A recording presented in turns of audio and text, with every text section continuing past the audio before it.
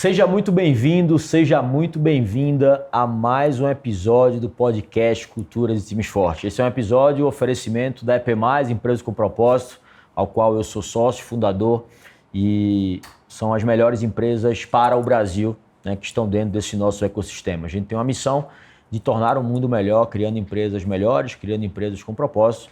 E o que a gente está fazendo é construindo, a mais grandiosa comunidade de empresas com propósito do mundo, né? Vão ser 10 mil empresas até 2034, um selo da EP+, Empresas com Propósito. Episódio de hoje, número 36, eu estou com uma pessoa muito especial, né?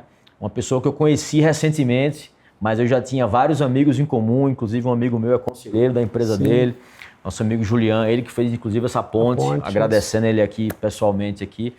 Em relação a isso, mas o Átila Machado, ele é fundador da Mereu. Mereu é uma plataforma de gestão de pessoas, de estratégias. Eu vou pedir para ele se apresentar um pouquinho e a gente vai falar um pouquinho sobre cultura, sobre como a Mereu nasceu, como que a Mereu está construindo e ajudando pequenas, médias e grandes empresas, né, em toda a universalização de gestão, de pessoas e treinamento, desenvolvimento, vai até sucessão também, até sucessão, transformação de resultado no âmbito completo. Né? Cara, conta um pouquinho da tua história para a gente poder iniciar esse bate-papo aqui. Seja muito bem-vindo. Te agradeço, é um prazer estar aqui com vocês. Como o Guilherme falou, meu nome é Átila Machado, sou um dos fundadores da Mereu, junto com 2 outros sócios.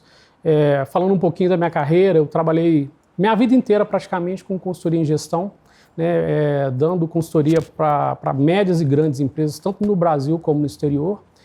E lá para os meados lá de 2011 surgiu a ideia de fundar a Mereu, um novo empreendimento. Tá?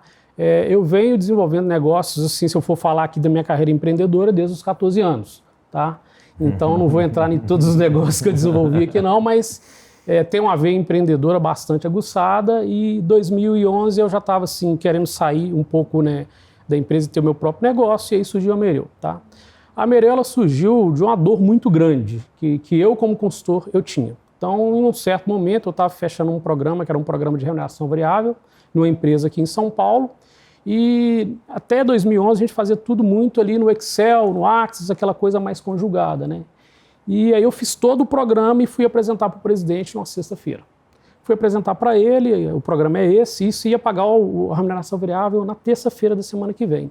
Aí o presidente olhou e falou, gostei muito, mas eu preciso que mude isso, isso e isso. E mudar isso, isso e isso era mudar toda a minha programação que eu tinha feito no Excel e no Access. Eu falei, meu Deus, como que eu vou fazer? Né? Aí eu falei, poxa, na época eu era noivo, liguei para minha noiva e falei, não vou voltar para Belo Horizonte. O meu trainee falou, não, tem que casar, não posso ficar com você. Eu fiquei aqui em São Paulo na sexta, no sábado, no domingo e na segunda-feira programando para sair, na verdade, o cálculo da remuneração variável para ele. E fui apresentar na segunda-feira com medo ele pedir mais alguma alteração. E aí ele falou, poxa, deu tudo certo. E aí ele falou, não, tá ok. E foi feito o pagamento das pessoas, que é uma coisa delicada, né? Vamos supor, se não pagasse a remuneração variável para o pessoal, quem que ia ficar como responsável seria eu. E eu não queria isso para mim. Então foi feito tudo ok, passamos para eles. E aí depois eu falei, poxa, vou procurar alguma coisa que faça isso de uma forma integrada. E aí eu olhei no mercado, existiam algumas plataformas que faziam uma parte, fazia outra. Eu falei, opa, vamos montar então uma empresa para fazer isso aí. Tá? Então, assim, ela nasceu dessa ideia, dessa necessidade e depois tomou, logicamente, um escopo muito maior. Uma oportunidade, exatamente. Hoje a Mereu ela tem aí 8 módulos que ela liga dentro da empresa, faz um desenvolvimento da empresa, da estratégia à sucessão. Então, nós somos muito fortes no desdobramento da estratégia, na formulação da estratégia, no acompanhamento dessa estratégia por algumas metodologias, como o MBO, o GPD, BSC, o próprio OKR. A gente também, nessa sequência, fazemos uma avaliação do colaborador através de um programa de competências, remuneração variável, até chegar no potencial de sucessão. Então, nós auxiliamos realmente as empresas a construir os resultados, né, dentro de cada uma, né, de uma forma muito transparente e justa, com a cultura que a gente carrega, que é uma cultura meritocrática, mas colocando as pessoas realmente em primeiro lugar. Né? Esse que é o nosso lema. A gente não é o resultado pelo resultado. né? A gente entende que se você atingir o resultado de qualquer maneira, deixando mortos e feridos pelo caminho, não é assim que você vai construir cultura, não é assim que você vai engajar as pessoas, e não é assim que você vai trazer um resultado que é um resultado positivo, né? Então a gente da Mereu, a gente acredita muito nisso, né? A união de três coisas, que é pessoas, produto e processo. Se a gente for começar a falar aqui de cultura, a Mereu ela tem esses três pilares. Logicamente, um pilar ele pode vir antes que o outro. Por exemplo, a gente coloca as pessoas, que é a base viva da cultura. Perfeito. Né? A gente passa ali por... Inclusive, quando a gente vai olhar para o mapa estratégico, BSC, a gente está falando de pessoas, está na base, né? Está na base, exatamente. Dentro das 4 perspectivas ali, né, que o BSC Sim, tem. materializa, né, e desdobra, pessoas está na base. Então, exatamente. É a pessoa que faz os processos acontecerem. Né? Com as pessoas erradas, os processos não funcionam, a gestão não funciona, estratégia não funciona. Não adianta ter a melhor estratégia do mundo, a melhor gestão do mundo, os melhores sistemas e processos do mundo, com as pessoas erradas. Exato. E aí, os processos funcionando é que vai deixar o mercado e o cliente satisfeito, e isso que vai dar retorno sobre o faturamento. Acreditamos nesses 3 pilares, Guilherme. A pessoa como sendo a base viva da cultura, o produto, que é o que? A materialização de que você comunica para o mercado. Então, assim, o produto é isso, né? A parte da cultura que comunica para o mercado o que você faz.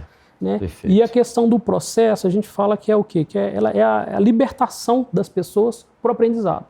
Que eu costumo dizer que assim, não adianta você colocar pessoas fortes em processos fracos. O processo ele vai derrubar a pessoa. É isso aí. Você começa a criar uma cultura de super-herói. Não sei se você já viu muito isso. Chega a pessoa na empresa, essa pessoa aqui vai salvar a área. Se o processo está fraco, ele derruba ela. Então, ou seja, essas 3 coisas elas têm que andar muito juntas. Sem dúvida. Tá? Então, assim, são 3 palavras, que são 3 palavras simples, mas elas têm que andar junto, porque para fomentar a cultura. Né? A gente coloca a pessoa lá em primeiro lugar, produto, aquilo que você comunica com o mercado, e o processo é aquilo que sustenta tudo, que vai te dar a liberdade depois de você começar a ter um aprendizado melhor. Porque quando você não tem processo, você fica o quê? No ver e agir, apagando incêndio o tempo inteiro. Né? Apagando incêndio o tempo inteiro, você sabe que a gente fadiga as pessoas. A gente não chega em lugar nenhum apagando incêndio. Então a Mereu acredita nisso e esse software ele veio para embarcar tudo isso. Tá? Em resumo seria isso. A gente está hoje com mais de 300 empresas aí no mercado, tá? Empresas médias e grandes, em 40 segmentos. A plataforma já está também em mais de 9 idiomas aqui, também, que a gente atende clientes também fora do Brasil. Então é um projeto realmente de auxiliar a transformação das empresas brasileiras. É nisso que a gente está colocando propósito. Vocês unem tecnologia com serviço também, que é o que vocês entregam. Sim. A gente vê que assim, a tecnologia ela vem para perenizar a gestão. Né? Então, assim, primeiro você tem que ter o seu modelo. É igual cultura, né? Então, o seu modelo de gestão está dentro da sua cultura. Então, se a empresa, por exemplo, ela não tem esse modelo, hoje a gente já auxilia de alguma forma, tá, a como construir esse modelo. Porque não adianta a gente, por exemplo, tentar implantar um software numa empresa que não tem cultura. Esse cliente ele vai sair daqui 6 meses. Isso para a gente não é interessante. Então você tem que construir uma base ali. Né? E a gente sabe que nem todo mundo entende o que é desdobrar uma estratégia. Né? Como um estudo fala aí, que somente 5% dos colaboradores entendem seu papel na estratégia da empresa. Então, se ele entende qual que é a minha contribuição na estratégia que está lá em cima. Eu olho para a estratégia olha para mim, eu não saio do lugar. E aí, né? Se só 5% das pessoas hoje sabem a estratégia, é como se está ali, talvez seja um cego guiando um bando de outros cegos ali dentro, né? Exatamente. Porque 95% não sabe, pô. E aí como é que eu quero que as pessoas pensem igual, tomem decisões iguais, vá para a mesma direção, reme na mesma velocidade, se ela não tem 1/10 da clareza que talvez poucos sócios têm. Do que ela tem que entregar. Do que ela tem que entregar, do que aquela pessoa tem que entregar. Exatamente. Né? Tem uma estatística, eu não sei se a Gallup, né, que traz essa estatística, que fala assim, 50% das pessoas que trabalham hoje nas empresas não sabem o que são esperado delas no trabalho. Sim. Não sabem o que são esperado delas no trabalho. Cara, se o cara entra não sabe o que é esperado dele no trabalho, como é que ele vai performar? Como é que ele vai saber ele se autoavaliar se ele está indo bem ou mal, se ele está entregando ou não, se ele está sendo produtivo ou não? E isso está sendo muito comum nas empresas hoje, porque acaba colocando as pessoas como responsável pelo resultado. Mas, em contrapartida, se você não dá para ela autonomia sobre os meios, o que são os meios, né, de como chegar lá, você não vai chegar no resultado. Perfeito. Então, a pessoa ela tem que realmente ter autoridade sobre os seus resultados, responsabilidade pelos seus resultados e autonomia pelos seus meios. E isso aí a gente só consegue fazer um desdobramento bem alinhado, como você falou, todo mundo remando na mesma direção. O princípio, então, da Meireu é que todo mundo tem que ter um número, todo mundo tem que ter uma meta e você vai se desenvolver e vai criar o caminho a partir daquilo. Sim, a gente acredita até, essa é uma teoria até de Maslow mesmo, que é o desenvolvimento a partir da meta. Então, ou seja, eu recebi lá a minha meta. O que eu vou buscar de conhecimento para atingir essa meta? E aí esse conhecimento pode ser um livro, pode ser um podcast, pode ser uma faculdade, pode ser um curso rápido. Uma mentoria. Então eu busco todo esse conhecimento para o atingimento dessa meta. Porque senão a gente começa a criar também alguns programas que são programas românticos, né? Programas que são desconexos, né? Esses dias eu avaliei um programa de PDI de uma certa empresa que eu peguei a seguinte coisa, tinha lá um PDI, que era um PDI mais cardápio de PDI, que era o quê? Curso de oratória. Então o curso de oratória estava para um tanto de gente lá. Na hora que eu peguei e vi para quem que estava o curso de oratória na base lá, estava para um desenvolvedor júnior. Eu falei, não que ele não possa fazer o curso de oratória, mas para ele aqui, que está ali na caverna, para que o curso de oratória vai servir para ele agora? Então, assim, não dá, Guilherme, para a gente fazer por fazer. Então, quando a gente coloca o seu desenvolvimento baseado nas entregas, ele te dá um direcionamento, entendeu? De que você tem que buscar para isso. Não é um PDI, é um PDC, né? É um desenvolvimento coletivo, né? Coletivo. Ele bota, vai para todo mundo. Não é individual, não é customizado. Você não tem estratégia, talvez, personalizada para isso, de acordo com o gap de competência, né? Sim. Eu falo mesmo, igual, por exemplo, tem lá a minha equipe de vendedores, eles têm lá a meta deles. Tá? O que nós vamos buscar para você atingir essa meta? O que você tem que fazer? Ele sim tem que desenvolver realmente um curso de oratória, ele tem que ter uma capacidade analítica, uma capacidade de exposição muito boa, técnicas de negociação, para ele aquilo serve, né? Então, ou seja, é uma coisa muito ali que a gente fala ali, direcionada para aquela pessoa, para que ela realmente consiga atingir o resultado. Quando você deixa a coisa muito ampla, muito livre, você começa, como eu te falei, a criar programas que são programas românticos. E aí você acaba, entendeu, sobrecarregando todo mundo ali com PDIs que não vão, na verdade, trazer a efetividade do seu resultado. E no mais, lá na Meireu a gente acredita muito no desenvolvimento do potencial. Que às vezes tem pessoas que a gente tem lá a questão dos gaps e dos potenciais. Quando você faz uma avaliação de pessoas, você leva em consideração tudo isso. O mercado, ele trabalha muito olhando o gap. Poxa, tem gente que você não vai conseguir desenvolver o gap. Você fica ali lutando. Mas se você olhar o potencial daquela pessoa, aí é realmente mais fácil você, entendeu, alavancar aquela pessoa. Eu acho que isso vem da educação, né? Eu acho que isso é um problema cultural do brasileiro, né? Se eu tenho um filho que tira 2 em português e tira 10 em matemática, eu vou botar ele num reforço de quê? Exatamente. De português. Né? Mas será que é a habilidade única dele, é o potencial dele? Será que é português? Será que ele precisa do português? Do português, isso. Porque no português ele só vai sair vai ser um mediano, que eu acho que é o que a escola ela educa, né? Você passar por média ali, você pelo menos está na média ali para você passar. Exato. Ele educa a gente e cria uma cultura para a gente ser mediano. Quando na verdade se eu colocasse ele num reforço de matemática, ele explodir. Ele poderia ganhar um prêmio Nobel, poderia ser um baita de um cientista. Exato. Então, eu acho que nos pontos fracos a gente tende a desenvolver e a crescer muito menos do que nos nossos pontos fortes, que é o nosso potencial, né? E aí eu acho que é onde entra um ponto aqui, já que a gente está nesse tema, de entender um pouco tua visão sobre isso. O que a gente mais vê é que tem muita gente, às vezes, certa. O que eu falo que é gente certa?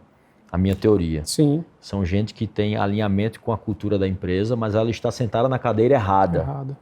Nas funções erradas e, consequentemente, ela não consegue entregar aquele resultado porque ela está sentada na cadeira errada, né? E como é que vocês veem, como é que vocês analisam e como é que vocês estão trabalhando isso aí dentro? Então, isso é a coisa que mais acontece dentro das empresas, tá? Eu vou dar o caso aqui, um caso de dentro de casa mesmo, tá? Eu estava lá com um vendedor de 19 anos, um rapaz, e quando ele entrou, eu achei, não, vamos colocar ele aqui para fazer lista de outbound, né? Que ele está começando, trabalhando, e ele está lá. Só que é o seguinte, nas reuniões que a gente participava, ele falava muito bem, tinha uma exposição muito forte, uma pegada muito legal para um rapaz de 19 anos. E no outbound ele não estava performando em nada. Ele detestava fazer a lista, ele desfocava, ele não conseguia. Então eu falei, poxa, olha aqui, essa pessoa ela não está no lugar certo. Então a gente fez uma avaliação. O potencial dessa pessoa aqui é realmente vender, falar, ele expõe muito bem. Hoje ele está com 20 anos, tá? Tem 2 anos, 1 ano e meio que ele está com a gente. Ele está assim, ele está rampando em vendas, que eu tirei de lá e coloquei para ele fazer o que ele queria, sabe? Então, como que a gente vê isso? Qual que é a maneira da gente ver isso? Realmente, é no momento que você faz a avaliação de desempenho, você parar de trabalhar gaps, tá? Então, assim, ali tem que ter pelo menos algumas perguntas de potencial e você trabalhar o seu PDI em cima desse potencial. Hoje a nossa equipe, a gente só trabalha em 70% baseado em cima de potencial.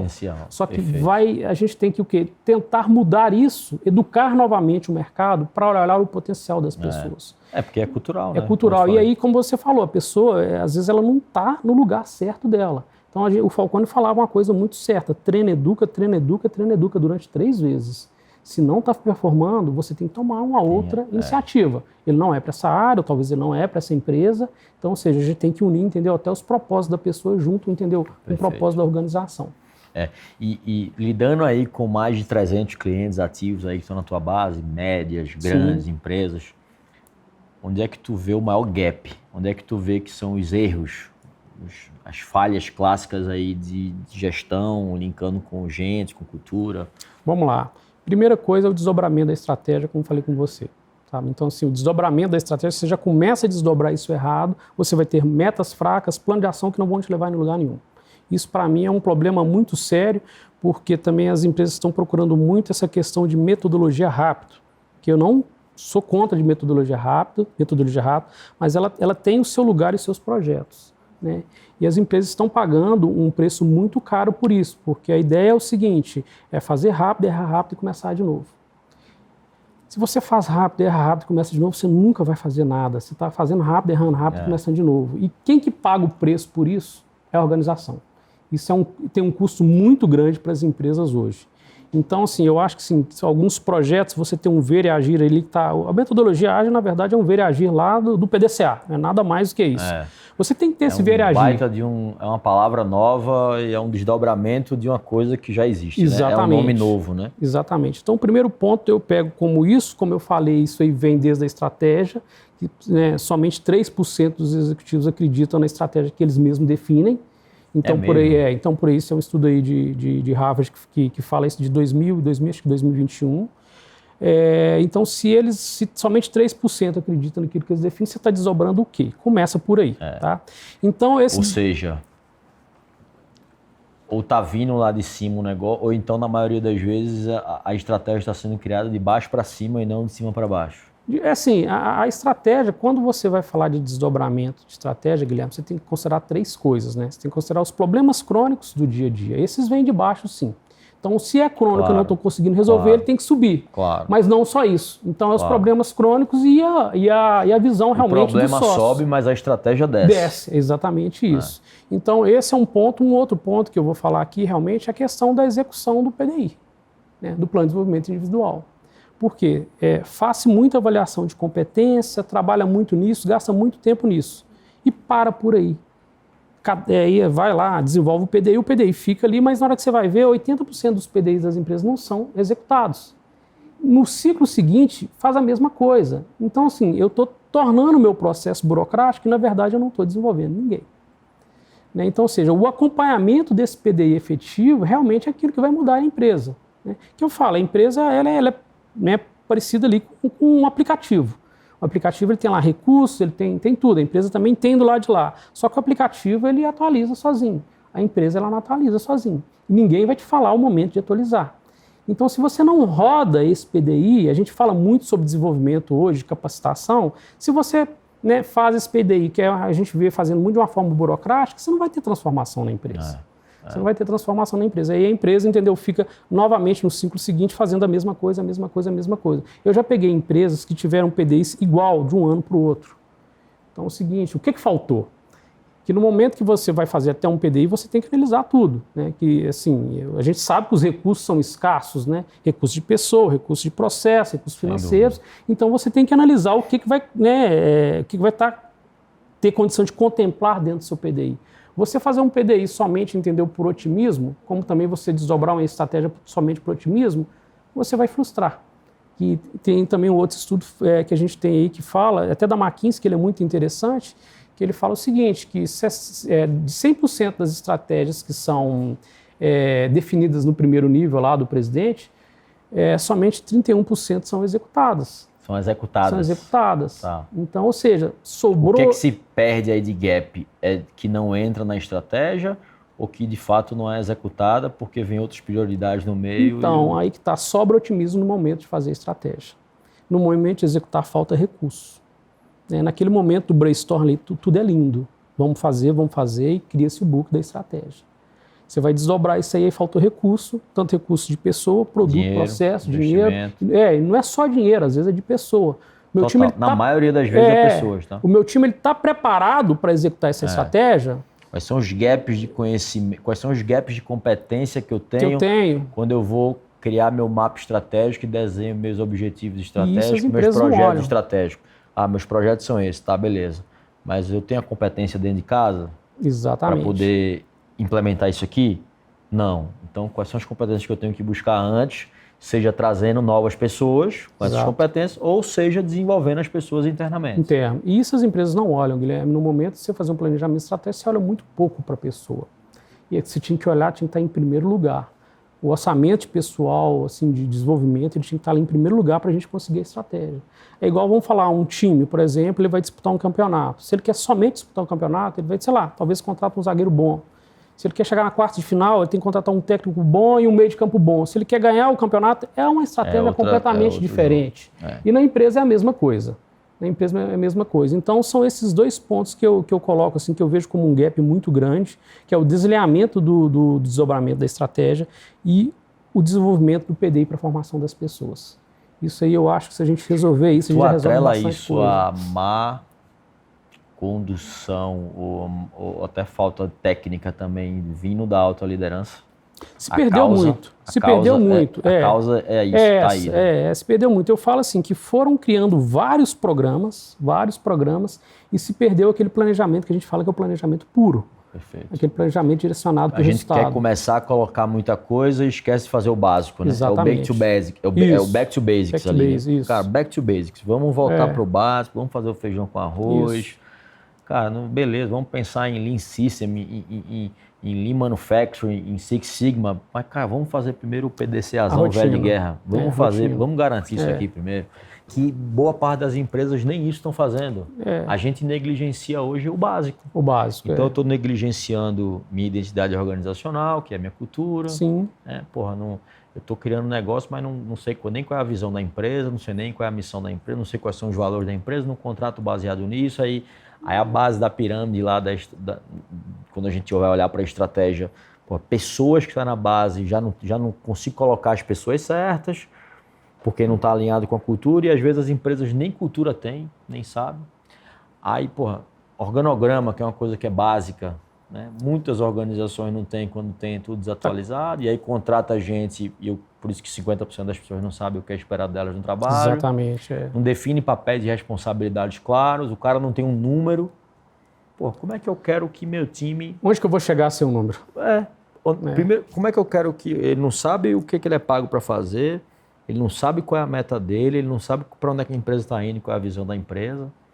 Isso quando você tem uma empresa pequena, você consegue talvez 50 pessoas, 60, 70 pessoas. Mas quando tem uma empresa de 1.000 pessoas, 2.000 pessoas, cara, tu tem que ser um estrategista de gente. Exatamente. Né? Acima de tudo, além de ser um estrategista de negócio, tem que ser um estrategista de gente.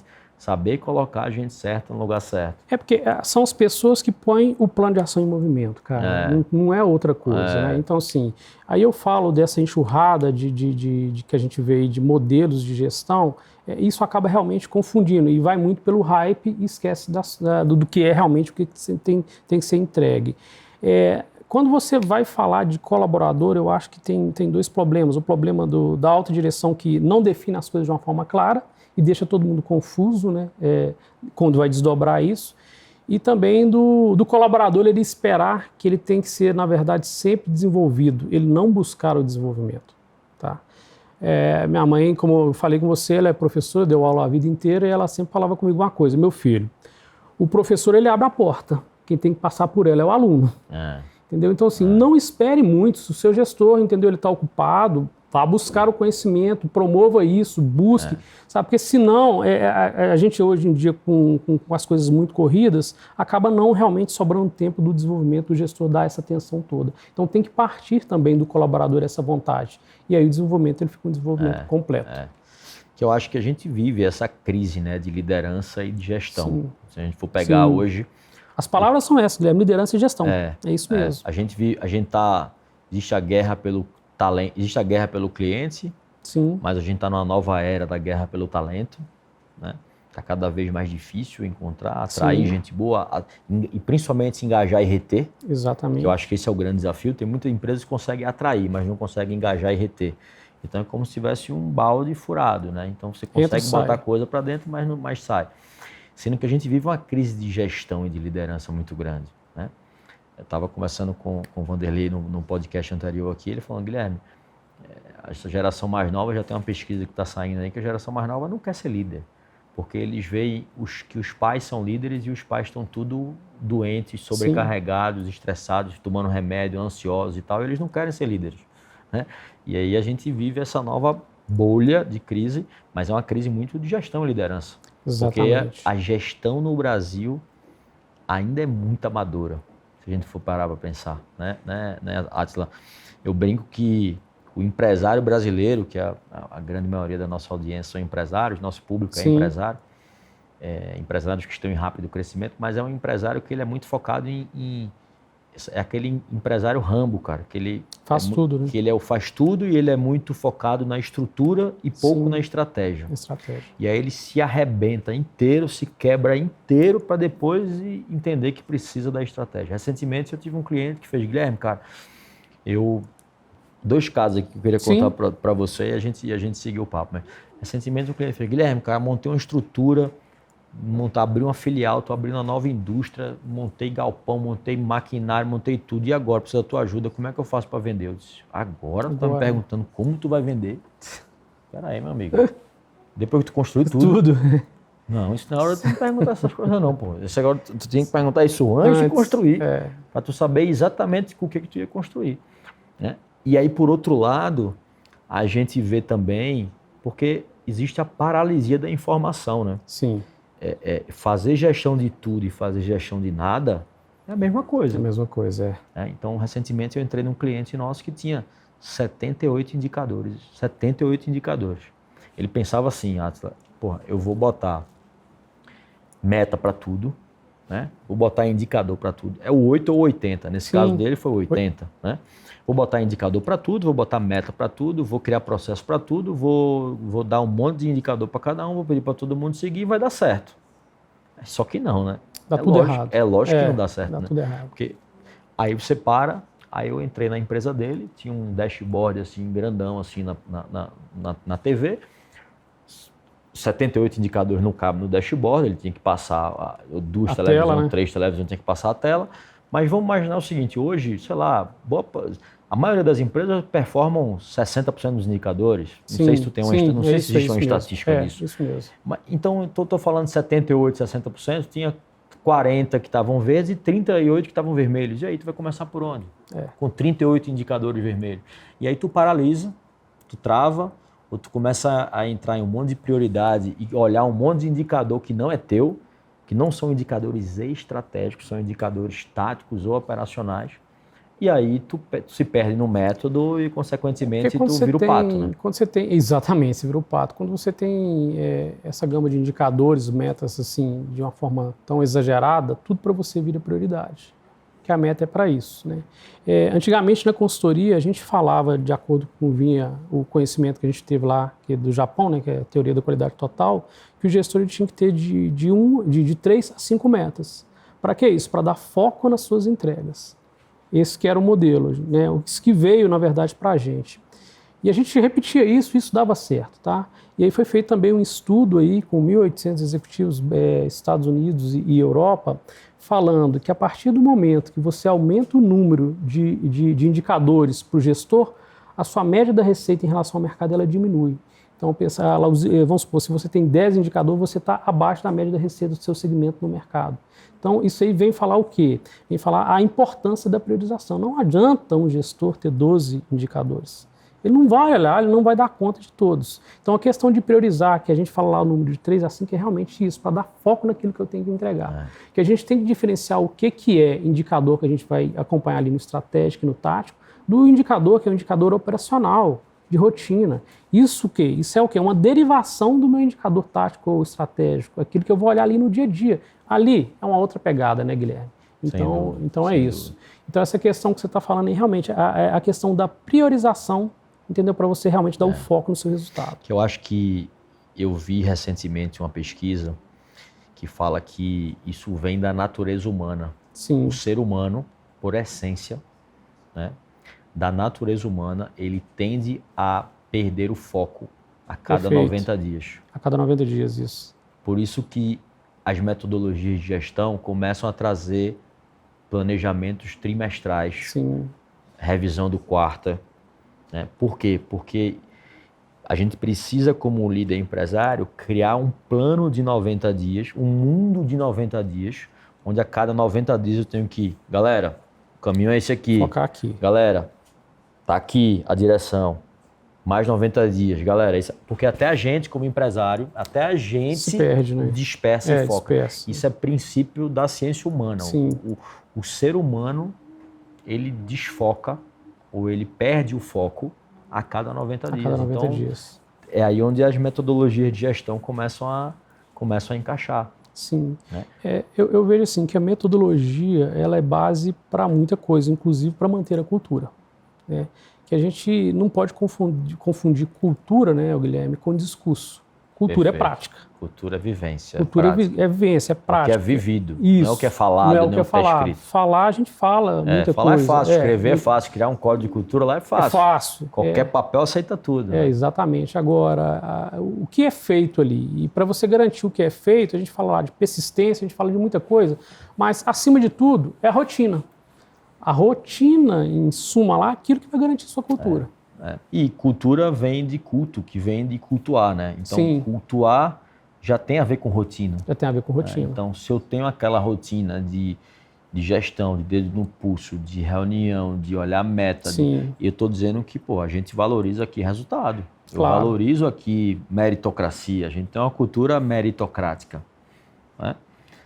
Mas também, da mesma forma que você não usa, tua cultura vai demonstrar outra coisa, tudo menos resultado. Não adianta você falar que você valoriza resultado, aí tu entra na tua empresa, tu não tem um ritual de gestão, tu não tem, as pessoas não sabem quais são as metas, não sabem para onde a empresa está indo, a liderança não sabe qual é a prioridade da empresa.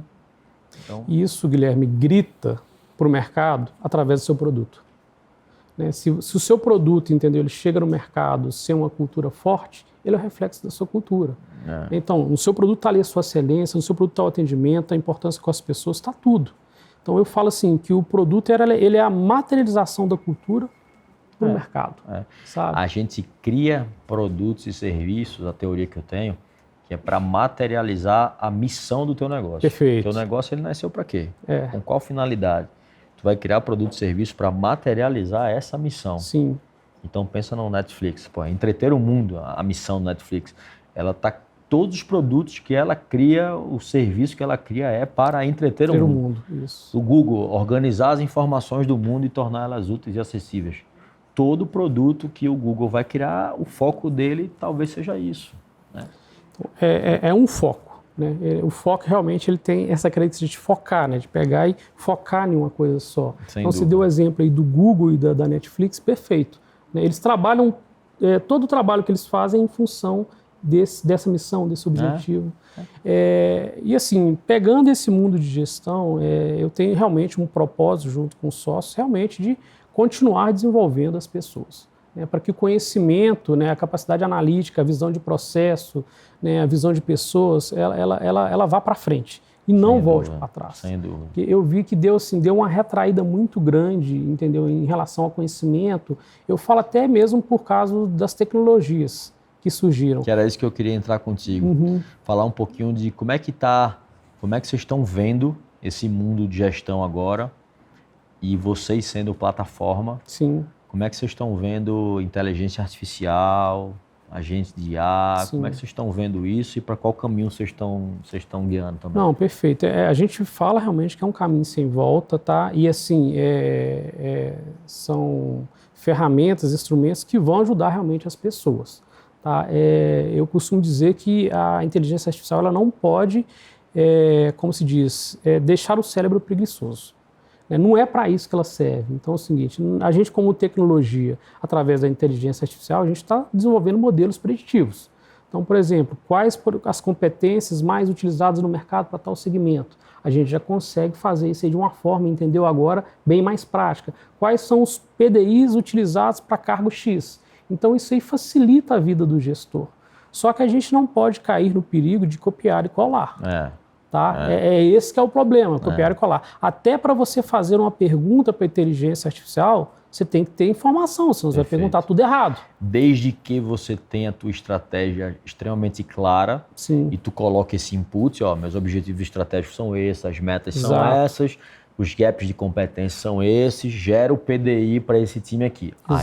Aí talvez a inteligência vai ser perfeita. Perfeito, exatamente. Mas se eu não coloco o input certo, ela vai criar um PDI genérico, um PDI generalista que não necessariamente ele é prioridade para aquele quarto, para aquele trio, para aquele ano da empresa, naquele plano, com o desafio que ela tem. Sim. Então tudo, Guilherme, vem à tona baseado no conhecimento que você tem. Então, assim, ela te dá conhecimento, mas você tem que fazer as perguntas certas para você entender, ter, na verdade, um output melhor daquilo que você está perguntando.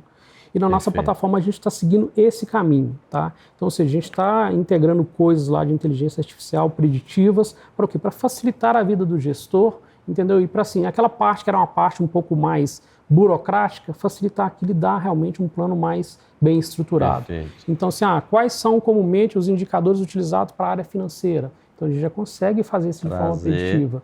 Então, isso aí... usa como um copiloto, né? Um copiloto. As opções são essas, você que decide, você que escolhe. É isso aí. Então, esse que é o caminho que a gente vê realmente de acoplar a inteligência artificial ao nosso produto. Perfeito.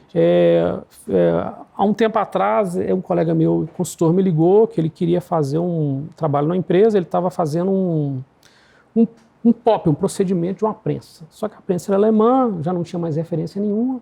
E um trabalho desse, geralmente, antigamente a gente fazia de consultoria, a gente ia para perto da prensa, chegava perto do operador, aquelas prensas gigantes, e ali você ficava 2 semanas, 3 semanas, até extrair da cabeça do colaborador tudo, quais são os parâmetros, você montava o padrão e depois validava mais umas 2 semanas com um tanto de gente.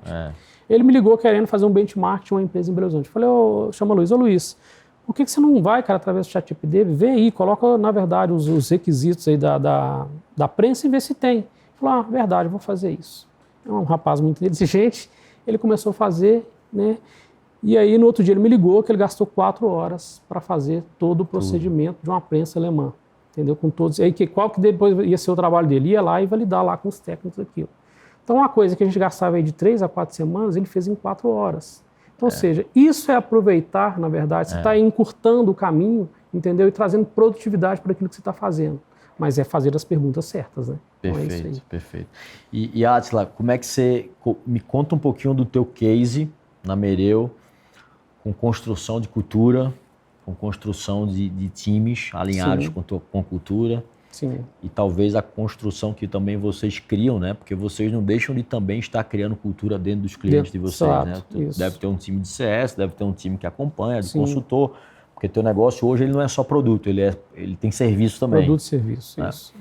Como é que tu está criando isso hoje? Dentro da Mereu, assim, são 3 consultores que são sócios, né? Então, se a gente errasse, aí a gente realmente não teria que ter tido sucesso na empresa de fato. E a gente criou realmente a coisa muito baseada realmente nesses pilares, como eu te falei, que são, na verdade, pessoa, produto e processo. Dentro de pessoa, a gente tem toda a nossa trilha lá de desenvolvimento das pessoas, muito baseada realmente no potencial.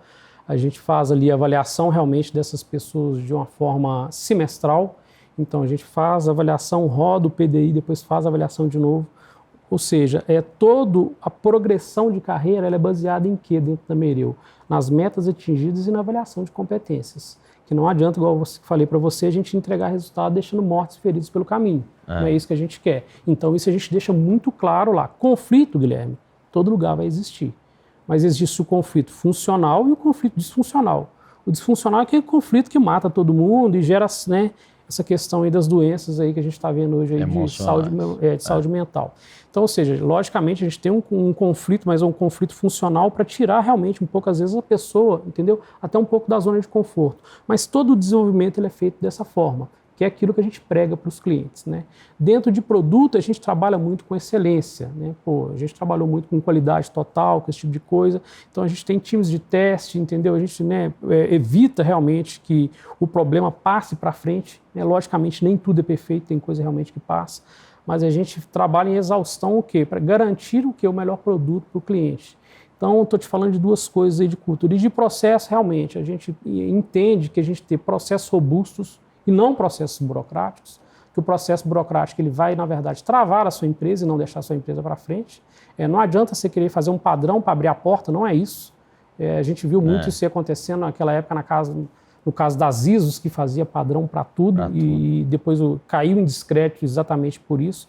Então, a gente trabalha ali, na verdade, no processo que é o processo principal e o que a gente tem que fazer padrão para esse processo principal, porque isso é a nossa base da rotina. Perfeito. O colaborador tendo um processo que é um processo que roda, que a gente fala assim, rápido, que roda fácil, ele vai ter mais tempo para desenvolver.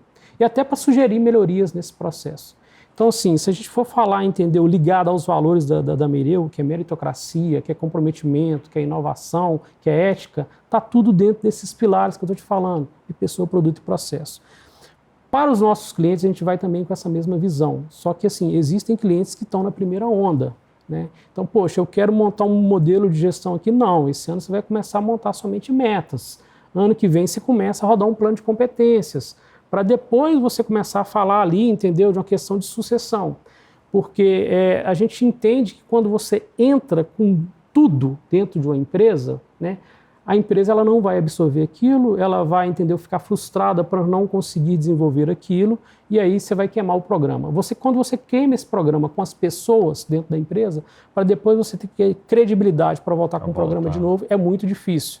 Recentemente, a gente foi chamado para uma empresa familiar lá no Paraná, era um casal de japoneses, já tinha muito tempo que essa empresa veio de pai lá, e né, eles implantaram um programa através de uma consultoria, eles nunca tinham passado por consultoria, e a consultoria falou, não, vocês têm que fazer tudo. E imagina lá um casal, lá o pessoal tinha na faixa de uns 60, 70 anos, e implantou tudo. Aí alguém me indicou para ela, falou, Átila, me falaram que você vai conseguir. Eu falei, não vou conseguir, deixa eu ver o que você está fazendo. É igual você falou do rapaz que montou a fábrica e depois te pediu o conselho. Mas na hora que eu fui ver, eu fiquei até com dó. Porque é o seguinte, o tanto de coisa, o tanto de conceito que tinham colocado para eles não tinham a mínima condição de executar aquilo. Aí eu falei com ela, olha, vamos dar um passo atrás. Primeira coisa, vocês não tinham metas aqui bem definidas, vamos primeiro estabelecer as metas. As outras coisas, a gente entendeu, vamos colocar aqui durante alguns anos de onda, que aí você realmente constrói um sistema sólido.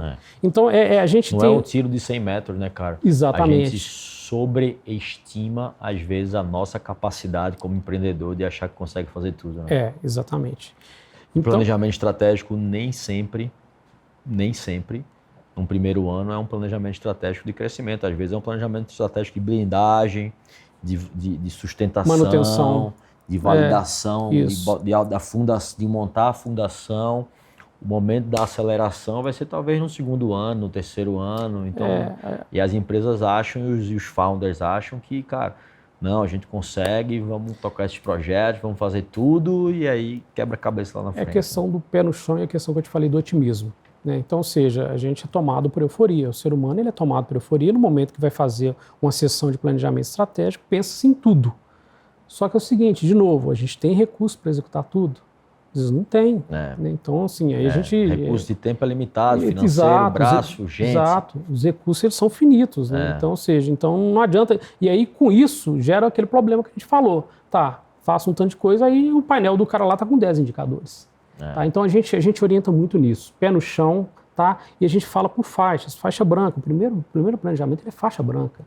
Faixa marrom, eu faço arte social, eu gosto muito de dar. Depois você vai para faixa preta, e talvez esse caminho do faixa preta ele vai demorar um tempo. Vai demorar. Tá? E não queira, talvez, olhar para o lado e achar que, mas ele conseguiu implantar rápido. Não quer dizer que você vai conseguir implantar rápido. Exato. A cultura é diferente.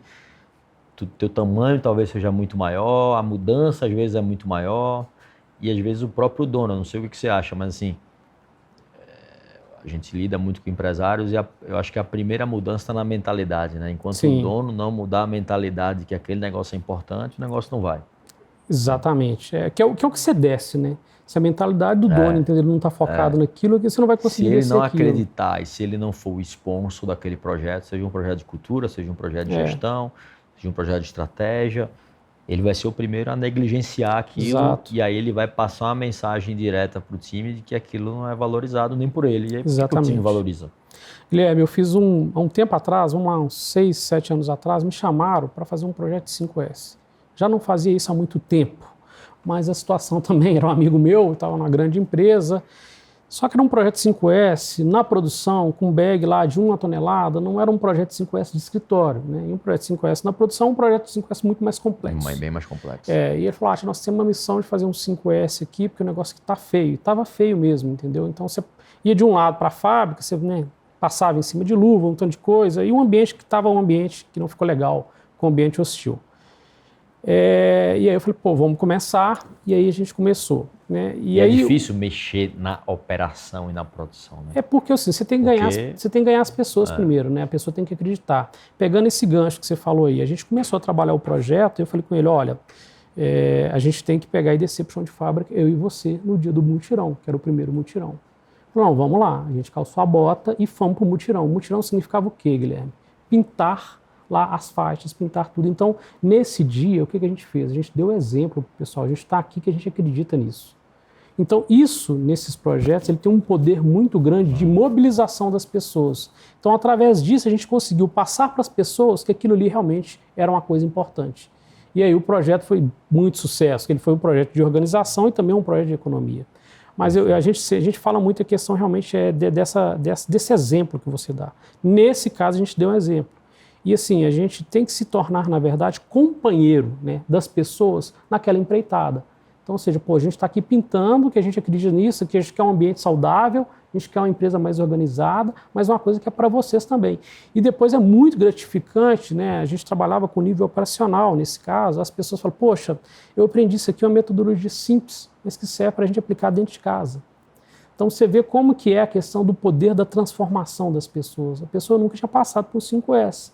Ele falou que estava aplicando aquele 5S na casa dele com a esposa dele. Então, isso, cara, isso pra gente, entendeu? É transformação, isso pra gente é cultura, tá? É isso que eu te falei que agora... Isso leva para casa, né? Que leva para casa. E o resultado que você tem é uma coisa impressionante. Exatamente. Né? Os ganhos que a pessoa consegue ver no mínimo, no básico, no organizado. Porque eu acho que é isso, né?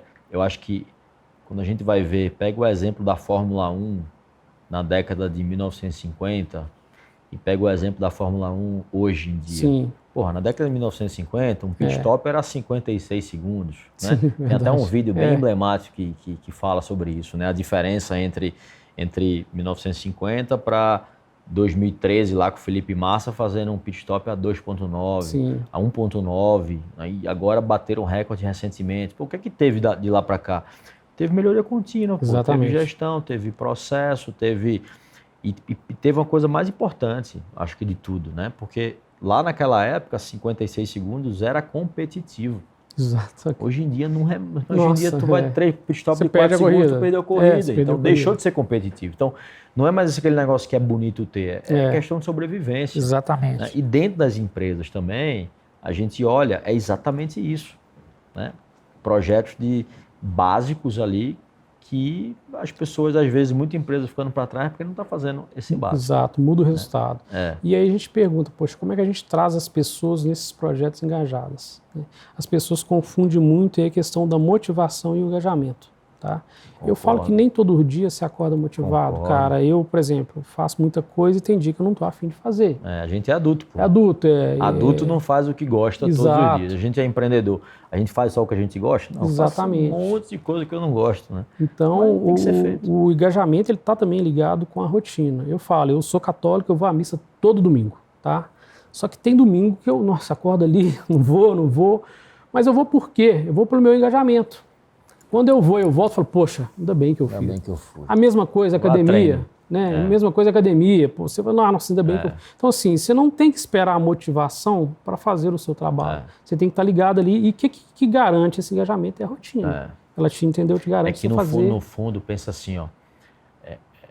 Isso já tem uma estatística, né, que fala sobre isso. A Gallup foi investigar o que é engajamento, como a cultura impacta no engajamento.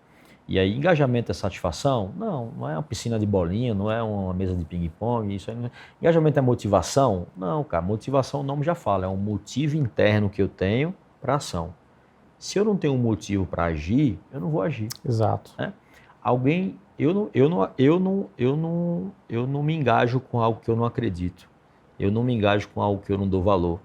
Eu não me engajo com algo que eu não vejo contribuição positiva com o mundo. Eu não me engajo com algo que eu não vejo propósito, que eu não vejo que vai impactar positivamente a vida de alguém ou das pessoas. Então, engajamento não é motivação. Motivação é um motivo interno que eu tenho para ação. Né? Isso. E engajamento chegou na conclusão de que é um comprometimento emocional com que propósito, a pessoa tem com o propósito, com algo. Sim. Né? Então, por que as pessoas fazem trabalho voluntário? Porque acreditam na causa, no propósito, no impacto positivo que aquele trabalho vai gerar na vida de alguém. Exato. Ele paga para trabalhar, ele não recebe, com tempo e com dinheiro dele, e às vezes ele trabalha mais engajado do que na própria empresa dele que ele recebe para trabalhar. Mais feliz, mais engajado, mais motivado, mais entusiasmado. E pega, sei lá, cara, até os homens bomba lá, o Al-Qaeda, porque aqueles caras dão a vida em prol daquela religião? Porque eles acreditam na causa, no propósito, no impacto positivo que aquilo vai gerar, né? Que eles doam até a vida, porque é um nível de engajamento maior do que esse. Exatamente, né? Exatamente. Essa questão do engajamento, a gente trabalha ela muito forte na empresa dessa forma, sabe? Uma questão realmente ligada ao propósito, ligada à rotina das suas entregas, mas você tem que acreditar naquilo que você faz. Né? A gente da Mereu, realmente, a gente colocou esses 3 pilares e a gente bate muito forte disso. Tá? Pessoas, produto e processo o tempo inteiro, que está ligado a resultado. E os 3 em conjunto, entendeu? Vai realmente fazer uma transformação, tanto dentro da Mereu e dentro das empresas. O que vocês criam também dentro das empresas e o que vocês predispõem a criar é uma cultura de resultado também, uma cultura de gestão, uma cultura de meritocracia. A gente fala que a gente tem a pretensão realmente de impulsionar as empresas e as pessoas. Impulsionar através do desenvolvimento. O desenvolvimento leva ao resultado. Então, ou seja, a gente, como eu te falei, assim, não é olhar o resultado pelo resultado. Porque tem muito resultado que você vai chegar nele, igual eu te falei, deixando mortos e feridos. Isso não é uma coisa legal. A gente sabe que a gente vai fadigar as pessoas, vão surgir problemas aí de doenças emocionais, como a gente vê muito, vai surgir aí o conceito da organização tóxica. Então, se a gente vê muito falando isso hoje, por quê? Porque a gente tem que trabalhar dentro da empresa, o Simon Sinek, ele fala muito isso, naquele caso lá que ele analisou lá, do exército, acho que era a força do exército americano, o que eles olhavam quando contratava uma pessoa. Aí ele falava, não, a gente olha confiança e performance. Então, ou seja, a confiança para eles ela é mais forte do que a performance. Porque a confiança, ela não vai te deixar sozinho. E a performance, você consegue desenvolver a performance. Então, assim, não adianta. A confiança é assim, aquela pessoa... Performance é técnica. É técnica. A confiança é aquela pessoa que está ali com você em qualquer momento. Tá? E ela está ali segurando com você o barco, para o barco, entendeu? Não virar. Confiança é comportamental puro. É comportamental puro, entendeu? Não treina. Não treina. Não ensina. Eu não ensino ninguém a ter uma atitude e se comportar de maneira confiável. Exato. E aí, quando você chega na empresa, igual ele fala, você pergunta lá, quem que é o líder? É aquela pessoa que tem realmente uma alta confiança. Ele está ali. Aí, geralmente, quando você pergunta, quem que é o babaca da empresa? Aquele cara lá que ele tem uma alta performance, uma baixa confiança da equipe, né? E aí, isso tudo desemboca em quê? Nesses ambientes tóxicos que a gente vê hoje em dia. Né? Então, é muito, muito voltado para isso. Então, a gente trabalha realmente o resultado para impulsionar pessoas e as organizações, né? Não só o resultado pelo resultado. Senhoras e senhores, esse é o episódio de número 36 do podcast Cultura de Times Fortes. A gente recebeu aqui o Átila, né? Falamos um pouquinho sobre... Eu vou fazer um meu momento aqui, que eu quero dar um presente aqui para a audiência, quem teve aqui até agora, Átila. Mas eu gosto de sempre fazer esse bate-bola aqui. Nem sempre a gente chega num acordo, mas tudo bem, não é também para chegar. Mas como é que a gente pode chamar o nome deste episódio? Essa é a pergunta. Liderança e gestão. Liderança e gestão. Isso. Perfeito. Porque falamos de desempenho, Isso. falamos de estratégia, falamos de método, né? De como colocar a gente certa no lugar certo. Isso. Então, liderança tá pessoas, né? E gestão tá tudo isso que você falou. Então, acho Coisa que é liderança boa. e gestão. Liderança e pessoas com Isso. Átila Machado. Fundador, né? Um dos fundadores, um dos 3 fundadores da Mereu. Se você está assistindo a gente aqui, é empresário, empresária, está em rápido crescimento e precisa melhorar ou precisa minimizar os teus problemas com gente, tá? Se você está assistindo na nossa plataforma de vídeo no YouTube, eu vou deixar um QR Code aqui embaixo, tá? Que esse QR Code é um presente por você estar aqui, né, Átila, com a gente até agora, o final, né? Quase 1 hora de papo. Sim. E você vai receber uma sessão estratégica, um diagnóstico gratuito na sua empresa, através dos nossos melhores especialistas. A gente vai tirar uma fotografia do que é que falta para a sua empresa ter culturas e times fortes. Então, é quase que um diagnóstico médico, um check-up organizacional, onde a gente olha e traça um plano de ação também, tudo isso de maneira gratuita, que sem dúvida nenhuma poderia ser vendido. Claro. Então, isso é um baita de um presente aqui, Átila. E se você estiver assistindo nas nossas plataformas de áudio, vai estar também disponível o link, né, deste diagnóstico no episódio, neste episódio que a gente está fazendo aqui agora. Então, Átila, liderança e gestão. Liderança e gestão. Isso. Nome do episódio. Então é isso. Quer deixar uma mensagem final para o pessoal? Quer colocar também teus contatos, como as pessoas te acham, como as pessoas acham a Mereu? Fica à disposição. Então, como eu falei, meu nome é Átila Machado, só dá um Google aí nas redes sociais, que a gente está lá no LinkedIn. Nosso site é mereu.com. Então, a gente está lá com todos os nossos produtos na nossa homepage lá. Temos também a questão lá do hub de conteúdo, que também está dentro lá de nossa página. Então, assim, basta nos procurar aí no LinkedIn, que vocês vão ter muita informação da gente lá também, tá? Te agradeço, Guilherme, pela oportunidade. Boa, papo excelente, bora lá cara. construir, né? Uma gestão forte para as empresas. É isso aí. Senhoras e senhores, esse é o episódio 36 do podcast Cultura e Times Fortes. A gente se vê no próximo episódio. Valeu, tchau.